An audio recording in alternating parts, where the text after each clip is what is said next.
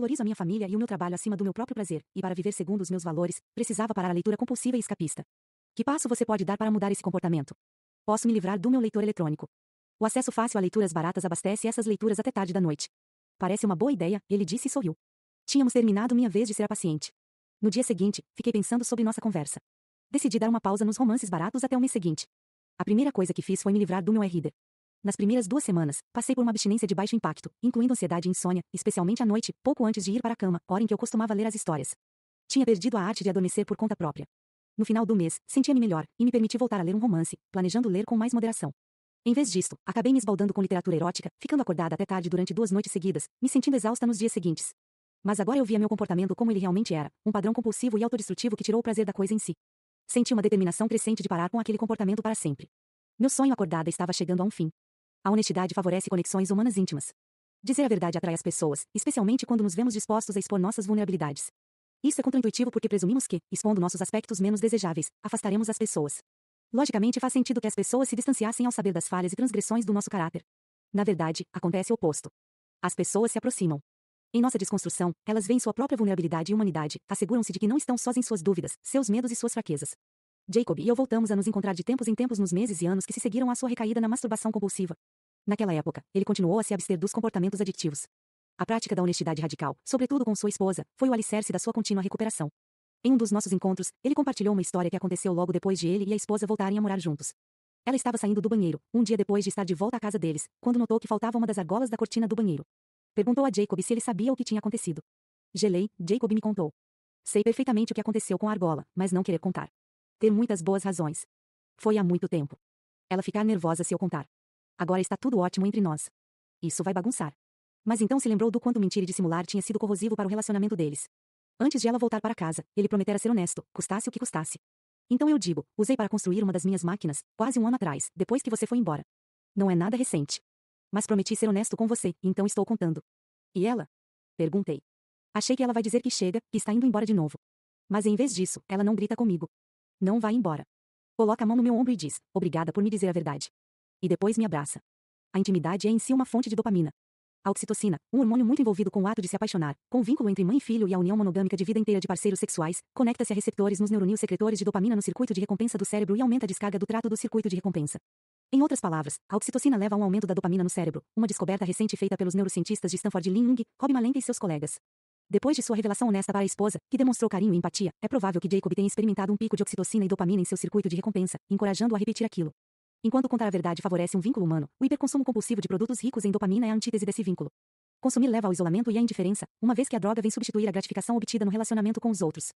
Experimentos demonstram que um rato livre trabalhará instintivamente para libertar outro rato preso dentro de uma garrafa plástica. Mas uma vez que o rato livre possa se auto-administrar heroína, ele perde o interesse em ajudar o rato preso, presumivelmente envolvido demais numa bruma opioide para se importar com um colega da sua espécie. Qualquer comportamento que leve a um aumento de dopamina tem o potencial para ser explorado. Estou me referindo a um tipo de divulgação pornô, que se tornou prevalente na cultura moderna, em que a revelação de aspectos íntimos da nossa vida passa a ser uma maneira de manipular outras pessoas para certo tipo de gratificação egoísta, em vez de incentivar intimidade em um momento de humanidade comum. Em uma conferência médica sobre adicção, em 2018, sentei-me ao lado de um homem que disse que estava havia um bom tempo em recuperação de dependência. Estava ali para contar para a plateia a história dessa recuperação. Pouco antes de subir ao palco, ele se virou para mim e disse, prepare-se para chorar. Fiquei desconcertada com o comentário.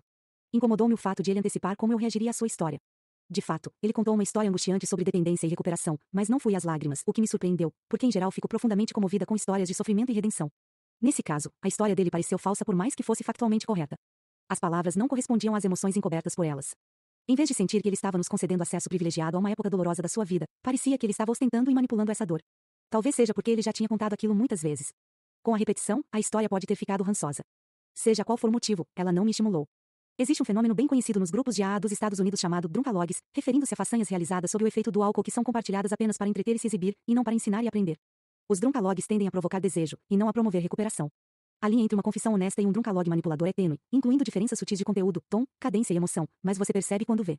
Espero que as confissões partilhadas aqui, tanto as minhas próprias quanto as que meus pacientes deram permissão para relatar, nunca se desviem para o lado errado dessa linha. Autobiografias sinceras criam responsabilização. Verdades simples e individuais sobre nossa vida diária são como elos em uma corrente que forma narrativas autobiográficas verídicas.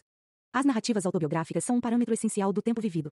As histórias que contamos sobre nossa vida não apenas servem de medida do nosso passado, mas também podem moldar o comportamento futuro. Em mais de 20 anos como psiquiatra, ouvindo dezenas de milhares de histórias de pacientes, fiquei convencida de que a maneira como contamos nossas histórias pessoais é um sinalizador e um indicador de saúde mental. Pacientes que contam histórias em que, na maioria das vezes, são a vítima e quase nunca assumem a responsabilidade por resultados nocivos com frequência não estão bem e permanecem assim. Estão concentrados demais em culpar os outros para ir direto ao assunto da sua própria recuperação. Por outro lado, quando meus pacientes começam a contar histórias que retratam em detalhe sua responsabilidade, sei que estão melhorando. A narrativa da vítima reflete uma tendência social mais ampla em que estamos inclinados a nos ver como vítima das circunstâncias, merecendo compensação ou recompensa por nosso sofrimento. Mesmo quando as pessoas foram vitimadas, se a narrativa nunca for além da vitimização, é difícil haver cura. Uma das funções da boa psicoterapia é ajudar as pessoas a contar histórias de recuperação.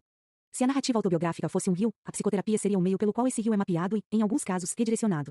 Histórias de recuperação estão ligadas aos acontecimentos da vida real. Procurar e descobrir a verdade, ou chegar o mais próximo possível disso com os dados disponíveis, proporciona a oportunidade para uma verdadeira revelação e compreensão, o que, por sua vez, nos permite fazer escolhas mais bem fundamentadas. Como já citei, a prática moderna da psicoterapia às vezes não alcança esse objetivo ambicioso. Como profissionais da saúde mental, nós ficamos tão ocupados na prática da empatia, que perdemos de vista o fato de que a empatia sem responsabilização é uma tentativa acanhada de aliviar sofrimento. Se o terapeuta e o paciente recriam uma história em que o paciente é a eterna vítima de forças além do seu controle, existe uma boa chance de que ele continue vitimado. Mas se o terapeuta puder ajudar o paciente a assumir responsabilidade, se não pelo próprio acontecimento, então por como reage ao evento no aqui e agora, esse paciente está empoderado para seguir em frente com sua vida. Fiquei profundamente impressionada com a filosofia e os ensinamentos do AA nesse aspecto. Um dos seus lemas preponderantes, com frequência impresso em letras destacadas em seus folhetos, é "sou responsável". Além da responsabilidade, os alcoólicos anônimos enfatizam a honestidade rigorosa como um preceito central da sua filosofia, e essas ideias caminham juntas. O quarto passo do AA exige que os membros façam um inventário moral minucioso e corajoso, em que o indivíduo pondera sobre seus defeitos de caráter e como eles contribuem para o problema. O quinto passo é o passo da confissão, quando os membros do AA admitem para Deus, para nós mesmos e para outro ser humano a natureza exata do nosso erro. Essa prática direta e essa abordagem sistemática podem ter um impacto poderoso e transformador. Pessoalmente, vivenciei isto nos meus 30 anos, durante minha residência em psiquiatria em Stanford. Meu supervisor e mentor em psicoterapia, aquele que usava chapéu fedora, mencionado logo no começo do livro, sugeriu que eu tentasse os 12 passos como uma maneira de trabalhar meus ressentimentos em relação à minha mãe. Ele percebeu, bem antes de mim, que estava me agarrando à minha raiva de maneira adictiva e ruminativa. Eu passara anos na psicoterapia, tentando entender meu relacionamento com ela, e o resultado apenas pareceu ter insuflado minha raiva, por ela não ser a mãe que eu queria que fosse, a mãe que eu achava de que precisava. Em um ato de generosa autorrevelação, meu supervisor contou que havia décadas estava em recuperação de uma dependência alcoólica, e que o AA e os 12 passos tinham ajudado nisso. Embora meu problema não fosse de dependência propriamente dita, ele teve uma sensação instintiva de que os 12 passos me ajudariam e concordou em me acompanhar nisso. Trabalhei os passos com ele, e a experiência foi, de fato, transformadora, especialmente os passos 4 e 5. Pela primeira vez na vida, em vez de focar nos aspectos em que, a meu ver, minha mãe tinha falhado comigo, refleti sobre no que eu havia contribuído para tensionar a nossa relação. Concentrei-me em interações recentes, e não em acontecimentos da infância, uma vez que minha responsabilidade quando criança era menor. No começo foi difícil enxergar em que aspectos eu teria contribuído para o problema. Eu me via, sinceramente, como a vítima indefesa em todos os sentidos. Estava fixada na relutância dela em me visitar em casa, ou cultivar um relacionamento com meu marido e meus filhos, em contraste com sua relação mais próxima com meus irmãos e os filhos deles. Eu me ressentia do que considerava sua incapacidade de me aceitar como sou, e a sensação de que ela queria que eu fosse uma pessoa diferente, mais calorosa, mais flexível, mais despretensiosa, menos autossuficiente, mais divertida.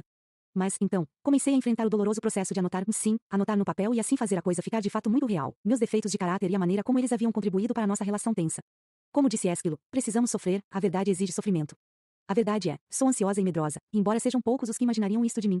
Mantenho um cronograma rígido, uma rotina previsível e uma fidelidade servil à minha lista de obrigações, como um jeito de lidar com a minha ansiedade. Isso significa que os outros constantemente são forçados a se curvar à minha vontade e às exigências dos meus objetivos. A maternidade, embora seja a experiência mais gratificante da minha vida, também tem sido a maior causa de ansiedade. Sendo assim, minhas defesas e maneiras de lidar atingiram novos patamares quando meus filhos eram pequenos. Olhando em retrospecto, percebi que,